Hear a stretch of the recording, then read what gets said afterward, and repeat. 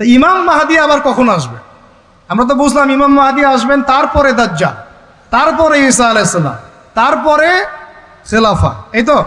তাহলে ইমাম মাহদি আবার কখন?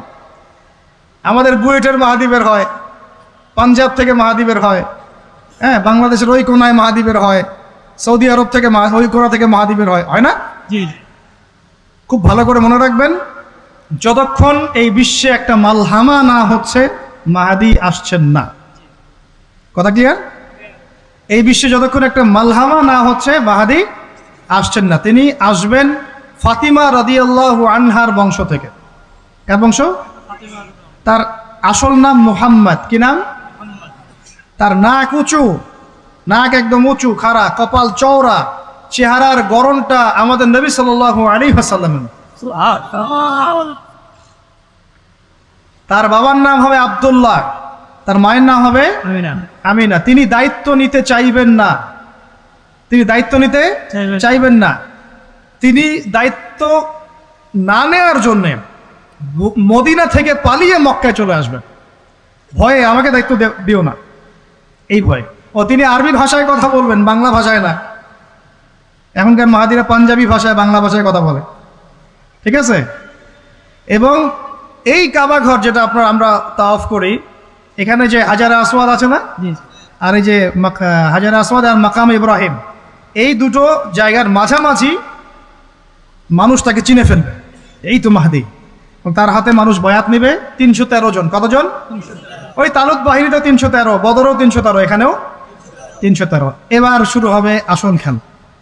এবার প্রথমে ওই আরবেরই একটা গোত্র, বনু কালব। কোন গোত্র? এই বনু কালব এই ইমাম মাহদির বিরুদ্ধে যুদ্ধ করবে, আর মাহদি এই যুদ্ধে জয়লাভ করবেন ইনশাআল্লাহ।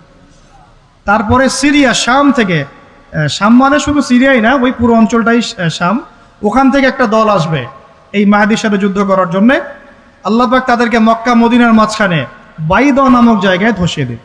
কোন জায়গা? বাইদা। এটাই সেই চিহ্ন যেটা প্রমাণ করবে যে এই ব্যক্তি মাহদি। কথা বুঝতে পারছি? এরপরে মুসলমানদের আর কোনো পতন নাই, আর পিছনে ফিরে তাকানোর কোনো সুযোগ নাই। মুসলমানরা আর মাথা নিচু করবে না ইনশাল্লাহ কোনোদিনের জন্য।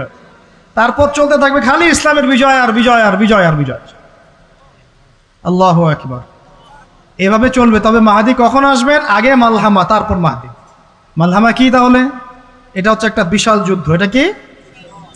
কেমন যুদ্ধ? নবীজি বলেছেন, এই রোমকরা, ইউরোপিয়ানরা তোমাদের সাথে অচিরেই চুক্তি ভঙ্গ করবে এবং 80টা পতাকা নিয়ে তোমাদের বিরুদ্ধে ওরা যুদ্ধ করবে।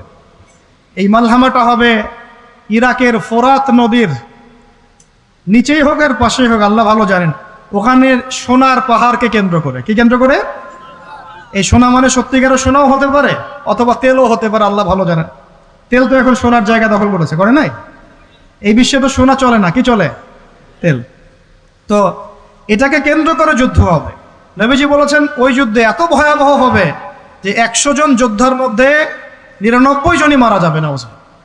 একটু মাথা খাটান যে এমন কোন যুদ্ধ কি হয়েছে পৃথিবীতে যেটাতে 100 জনের মধ্যে 99% মারা গেছে? তার মানে এটা হয়নি এখনো। আর একটা যুদ্ধে এত % মানুষ কিভাবে মরতে পারে? যদি সেটা ঢাল তলোয়ারের যুদ্ধ হলে কি মরতে পারে? নিশ্চয়ই এমন কোন অস্ত্র সেখানে প্রয়োগ করা হবে যাতে একাধারে অনেক মানুষ তাড়াতাড়ি মারা। এটা এই অস্ত্র এখনকার যুগের কি অস্ত্র? নিউক্লিয়ার ওয়েপন্স হতে পারে, হতে পারে যদি এই যুগে সেটা হয়। আর যদি আল্লাহ পাক এটাকে আবার পূর্বের অবস্থায় নিয়ে যান, সেটাও হতে পারে, আল্লাহ ভালো জানেন। আমরা এটাকে ইন্টারপ্রিটেশন বলছি, এটা সঠিক হতে পারে, বেঠিক হতে পারে, অ্যাটলিস্ট একটা ধারণা তো পাচ্ছি। তারপর এই ইউফ্রেটিস নদীর এই সোনার পাহাড়কে কেন্দ্র করে এটা ঘটনা ঘটে। আল্লাহ নবী আরো বলেছেন সাল্লাল্লাহু আলাইহি ওয়াসাল্লাম, মুসলমানরা, আমাদের কথা বলছি, মুসলমানরা তোমরা যেন সেখানে হাতও না বাড়াও। কোনো মুসলমান যেন ওই সোনায় হাতও না বাড়ায়, মানে ওই দিক থেকে আমরা যেন সম্পূর্ণ মুক্ত থাকি। ওরা মারামারি করে শেষ হয়ে যায়। বিশ্বটা হয়তো সংক্ষিপ্ত হয়ে আসতে পারে যদি এরকম কোনো ম্যাসিভ নিউক্লিয়ার যুদ্ধ হয়ে যায়, যেটার আশঙ্কা অনেকেই করেন। মিলিটারি অ্যাফেয়ার্স যারা পড়েন তারা করেন, পলিটিক্স যারা করেন তারা করেন।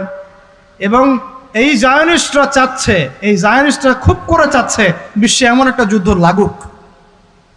একবার ইউক্রেন রাশিয়ার ইস্যু তুলে দেয়, একবার সিরিয়ার ইস্যু তুলে দেয়, একবার একবার আফগান ইস্যু তুলে দেয়, একবার ইরাকে ইস্যু তুলে দেয়, একবার প্রথম বিশ্বযুদ্ধ লাগায়, একবার দ্বিতীয়টা লাগায়, ওরা খুব করে যাচ্ছে যেন আরো একটা লাগে। এবার যদি লাগে তাহলে এটা কনভেনশনাল যুদ্ধ হবে না, এটা দেখবেন একটা নিউক্লিয়ার যুদ্ধ হয়ে গেছে।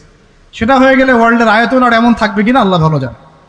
এগুলো ভাবতে হবে এবং আমাদের করণীয় ফিক্স করতে হবে। তবে করণীয় ওই কথাগুলো যেগুলো আগে বলেছি। যদি কিয়ামত হতে আর একদিনও বাকি থাকে, করণীয় এগুলোই থাকবে, চেঞ্জ হবে না, তাই না? কিয়ামত হতে যদি একদিনও বাকি থাকে তাহলেও আমাদের কাজ ইলম অর্জন, আমল করা, পরিবার ঠিক করা, হালাল খাওয়া, বেশি বেশি তাসকিয়া, দাওয়াত ও জিহাদ। আর কোনো আমল আছে আমাদের? এইগুলোই কাজ। তো এগুলো হচ্ছে বিশ্বের ভবিষ্যৎ। আল্লাহ রাব্বুল আলামিন আমাদের সবাইকে এই বিষয়গুলোর জন্য প্রস্তুত থাকার তৌফিক দান করুন।